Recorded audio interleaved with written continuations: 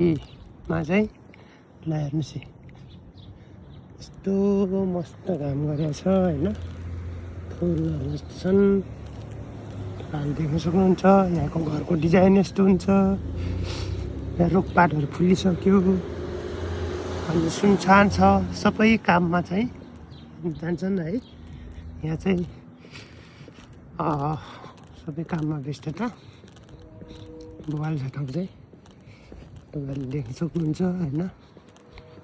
एकदम सफा सुन्दर छ ठाउँ पनि होइन।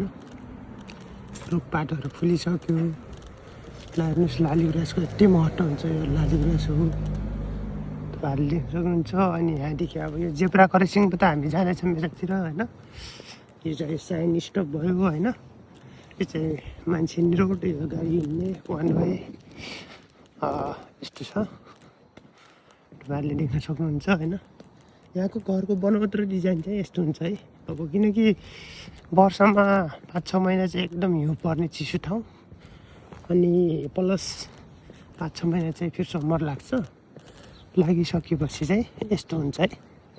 बुवाल छ ठाउँ चाहिँ, एकदम बुवाल छ, तपाईँहरूले देख्न सक्नुहुन्छ होइन। अमेरिकाको बोस्टनमा चाहिँ यस्तो छ है। अब जस्तो तपाईँको चाहिँ यो रोड भयो, यो साइडमा घर, यो साइडमा घर, सब अपार्टमेन्टहरू हो। अनि यो लाइनमा चाहिँ प्रायः नेपालीहरू बस्छन् यो घर किनेर होइन। म्याक्सिमम् एउटा घरको चाहिँ 15-16 लाख छ यो ठाउँमा चाहिँ, असाध्यै महँगो। अनि यता पनि सेम छ डिजाइन। अनि 15-16 लाखलाई चाहिँ नेपाली रुपिसमा चाहिँ कन्भर्ट गर्ने हो भने चाहिँ धेरै पर्न जान्छ हेर्नुहोस्। 15-16 करोड, 17-18 करोड भनौँ। त्योमा त अब उताको त छुट्टै टाइपको आउँछ घर, यताको चाहिँ लास्ट टाइम महँगो।